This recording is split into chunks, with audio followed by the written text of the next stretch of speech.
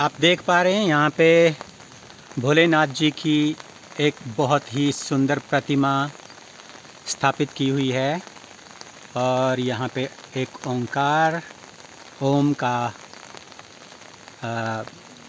जो बहुत बड़ी प्रतिमा स्थापित की गई है। यहाँ पर बच्चों के लिए झूले, स्लाइडर्स, सी सॉज और बहुत सारी चीज़ें जो हैं वो अंडर डेवलपमेंट हैं। अभी बहुत सारा काम चल रहा है और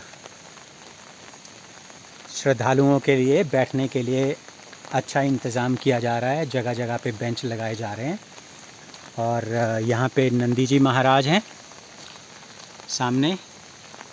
और ये एक पार्क विकसित किया गया है बहुत ही अच्छी प्लानिंग के साथ, बहुत ही बढ़िया।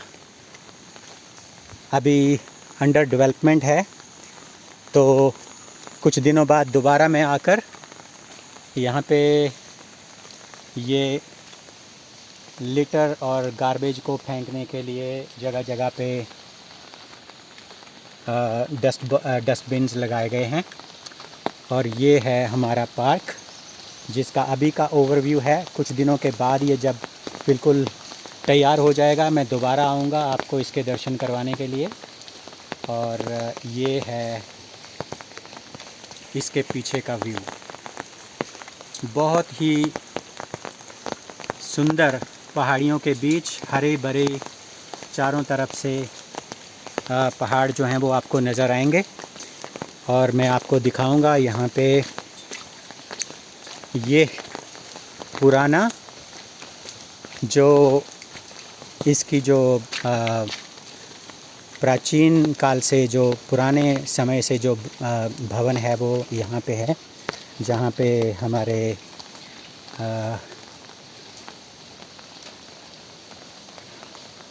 ब्रह्मचारी जी महाराज शुरू में यहाँ पे रहते थे, जिनका आप देख पा रहे होंगे। ये जो बीच में जिनका चित्र है, अभी ये तो प्रभु को प्यारे हो चुके हैं और ये उनका धूना है जो दिन रात चलता रहता है। अभी मैं आपको आगे लेके जाऊंगा दर्शन करवाने के लिए। ये हमारे महात्मा जी हैं, अभी मंदिर की देख रेख करते हैं। महाराज की जय हो। प्रणाम बाबा जी।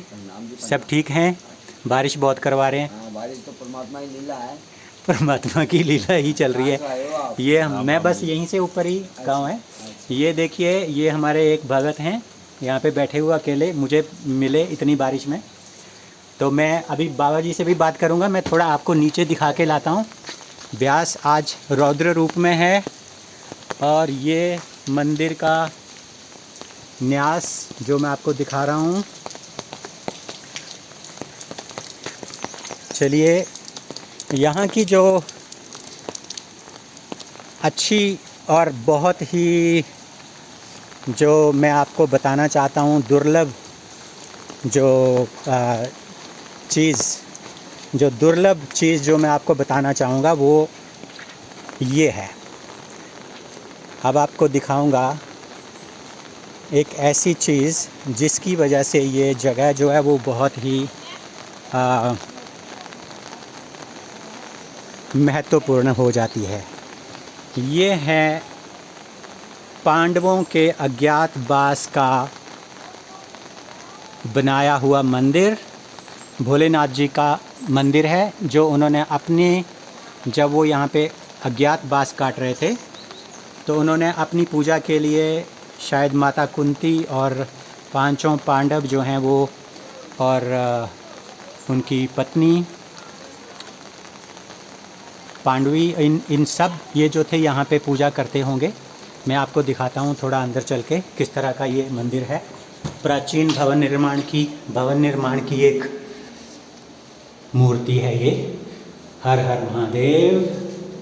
ओम नमः शिवाय। अब आप देख रहे होंगे यहाँ पे जो मंदिर का निर्माण है इस तरह किया है। जब आप ओम नमः शिवाय का उच्चारण करते हैं तो यहाँ पे ध्वनि जो है वो अपने आप गूंजती है और आपके मन को शांत कर देती है। एक कंपन जो शरीर में पैदा होती है वो आपके मन को एक शांति प्रदान करती है, एक मज़ा आता है मंत्र उच्चारण का। ओम नमः शिवाय।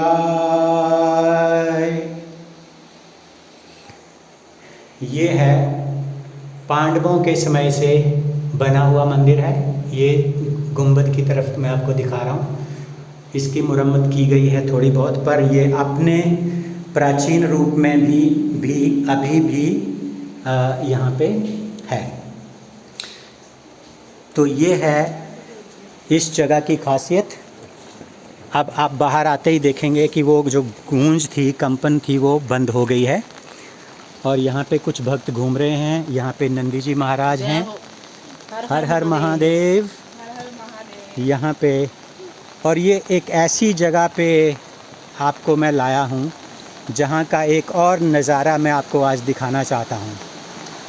ये है नदी ब्यास। ये ब्यास नदी है जो आज रुद्र रूप में है, क्योंकि पिछले 24 घंटों से लगातार हिमाचल में बारिश हो रही है, बरसात हो रही है। और इस तरफ एक छोटी नदी है कुना खड्ड, वो भी आज रौद्र रूप में है। सामने हरे भरे हिमाचल के पहाड़ आपको नज़र आएंगे। और ये देखिए सामने धुंध पड़नी शुरू हो गई है। सामने जहाँ पे धुंध पड़ी हुई है वहाँ पे महाराजा संसार चंद कटोच जी का महल है इन पेड़ों के पीछे। और यहाँ पे ही एक बहुत बड़ा चौगान है जहाँ पे उस समय राजा की जो सेना है और उसके घोड़े जो हैं वो वहाँ पे जिनकी कैंपिंग होती थी। हम यहाँ से तो उसको नहीं देख पाएंगे, पर मैं किसी और दिन आपको ले जाके वहाँ पे दिखाऊंगा। वो महल अभी वहाँ पे यथास्थिति है। पर अभी आज का जो नज़ारा है जो आपको हर रोज़ नहीं मिलेगा वो ये है कि यहाँ पे ये जो ब्यास नदी है आज रौद्र रूप में है। यहाँ पे आम तौर पे जो पानी का प्रवाह है वो 10 से 20 क्यूबिक मीटर के हिसाब से रहता है, पर आज यहाँ पे तकरीबन 200 क्यूबिक मीटर पानी का बहाव है, जो लगभग एक नॉर्मल पानी के बहाव से 20 से 25 गुना ज़्यादा है।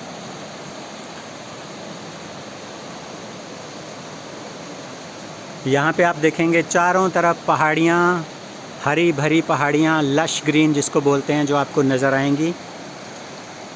और आबादी जो है वो बहुत पीछे है। ये सब ब्यास के किनारे वाले जो पहाड़ियाँ हैं जो आपको हरी भरी ढकी हरे भरे पेड़ों से ढकी हुई नज़र आ रही हैं। और यहाँ पे आप देखेंगे, यहाँ पे ये पुराने समय की जो पांडवों के समय की जो पौड़ियाँ थी वो यहाँ पे थी, पर अब मंदिर कमेटी, सुधार कमेटी ने इनका सौंदर्यकरण करना शुरू कर दिया है और यहाँ पे टाइलें लगाकर इसको और सुंदर बनाया जा रहा है। लेकिन आप देख पा रहे होंगे नीचे वहाँ पे अभी भी कुछ पौड़ियाँ जो पांडवों के समय की बनी हुई थी वो आपको नज़र आएंगी। थोड़ा सा वीडियो में पॉज करके नीचे जाने की कोशिश करूँगा और मैं आपको बताऊँगा कि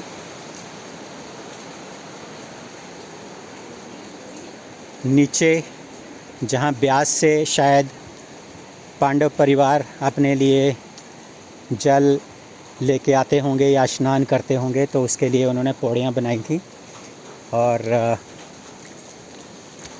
वो पौड़ियाँ जो हैं वो मैं आपको दिखाना चाहूँगा। शायद हूँ, देख लेते हैं। चलते हैं नीचे पौड़ियों के। अभी फिसलन हो रही है, मुझे थोड़ा ध्यान से चलना पड़ेगा। पैर फिसल रहे हैं, चप्पल उतार देता हूँ, नंगे पाँव चलता हूँ। यहाँ पे देखेंगे आप बहुत ही घने पेड़ हैं, बहुत बेलें हैं, जड़ी बूटियाँ हैं और बहुत घना एक जंगल की तरह यहाँ पे ये जगह है।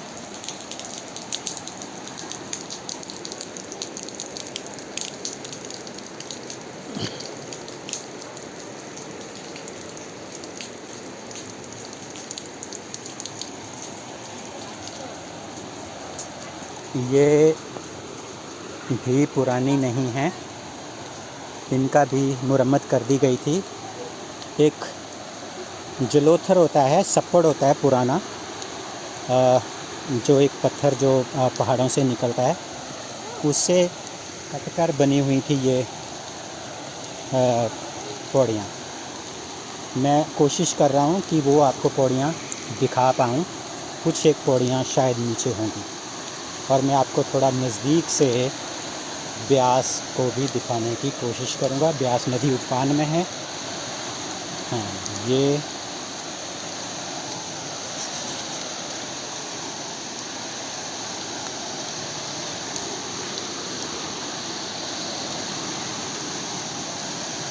कुछ एक पौड़ियाँ हैं पुरानी, पर वो अब क्योंकि यहाँ पे ब्यास का पानी आया हुआ था और यहाँ पे रेत जो है उनके ऊपर चढ़ गया, जो हम अभी पूरी तरह से देख नहीं पाएंगे।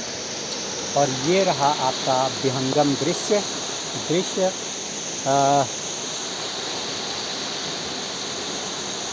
ब्यास नदी का। यहाँ पे ब्यास और कुना नदी दोनों ही आकर इनका दोनों का संगम होता है।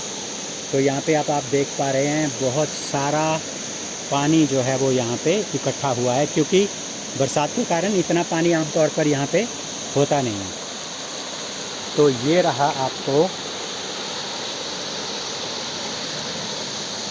ये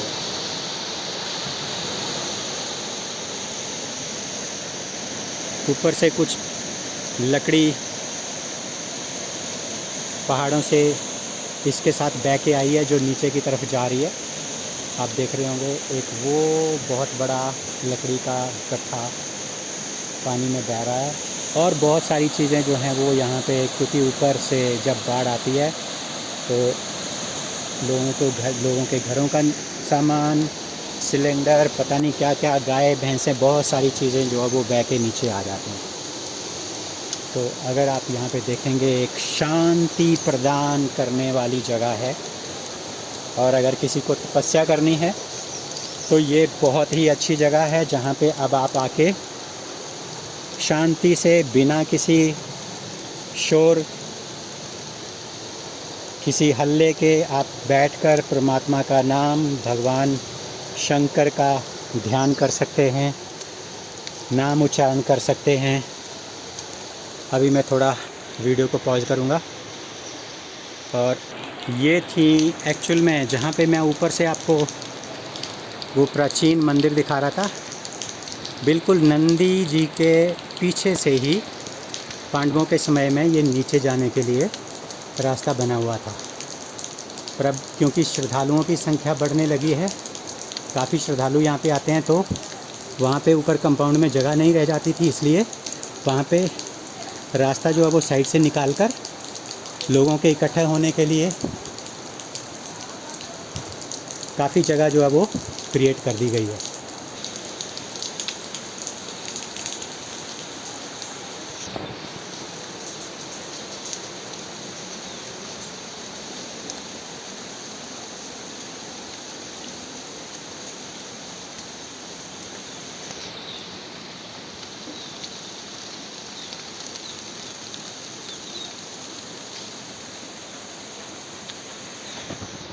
ये आप बाहर से मंदिर का जो आर्किटेक्चर है आप देखेंगे तो आपको पता चलेगा कि ये प्राचीन आर्किटेक्चर है, और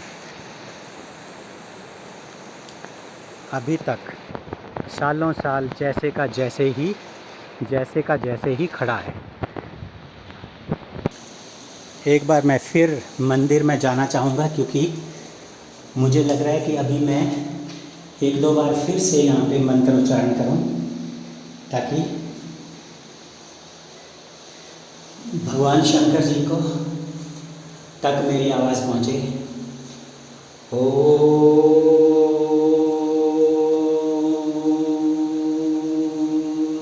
नमः शिवाय। ओम नमः शिवाय। ओम शिवाय। अब मैं आपको सिर्फ ओम बोलूँगा और आप देखेंगे ओम की आवाज़ कैसे एक वाइब्रेशन, एक पॉजिटिव वाइब्स पैदा करेगी, जिससे मन को एक सुकून मिलता है।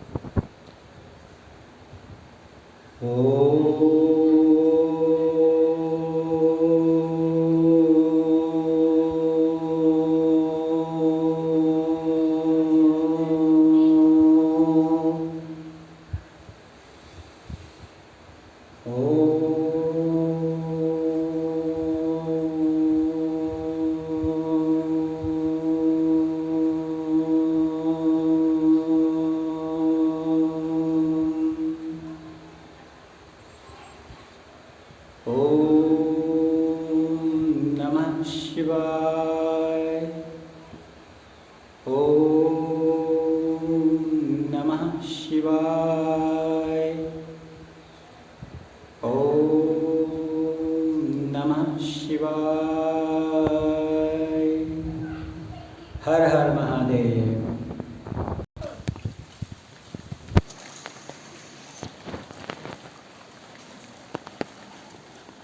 यहाँ पे एक और चीज़ मैं आपको दिखाना चाहूँगा।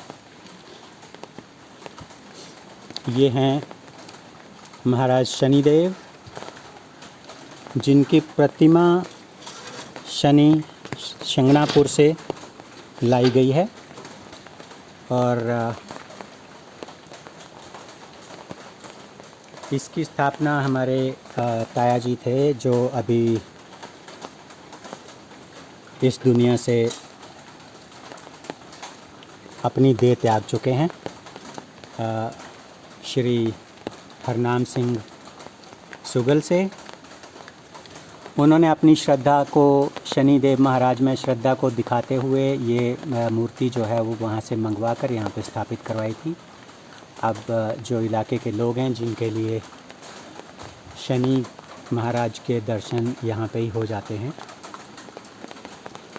और ये भी उन्हीं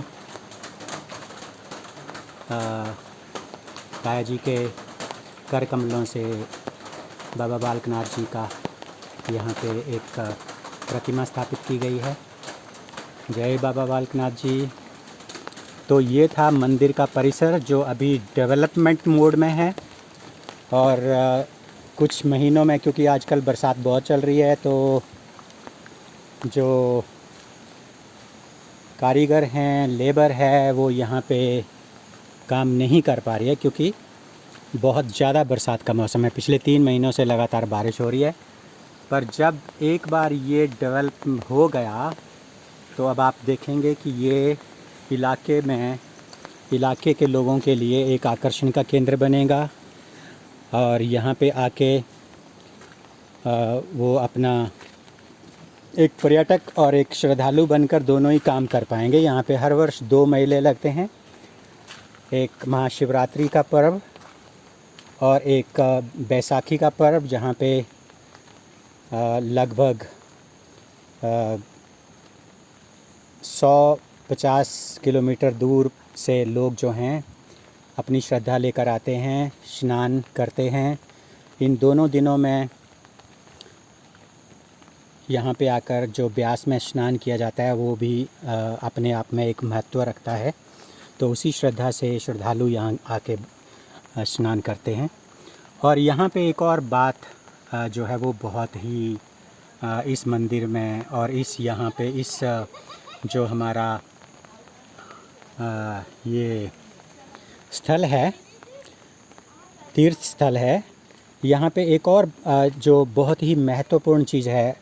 हमारे शास्त्रों में लिखा गया है कि अगर किसी से बिल्ली की हत्या हो जाए, अगर कोई बिल्ली को मार दे, तो शास्त्रों के अनुसार उसको बिल्ली की हत्या का दोष लगता है।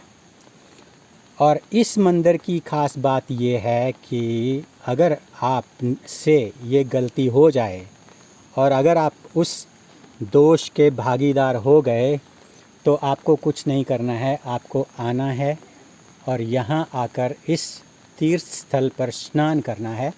और आप जैसा कि मैंने सुना है आप उस दोष से, उस बिल्ली के हत्या के दोष से मुक्त हो जाएंगे। तो इसी के साथ मैं अब इस वीडियो को विश्राम देता हूँ। फिर मिलते हैं अगले वीडियो में। हर हर महादेव। ओम नमः शिवाय।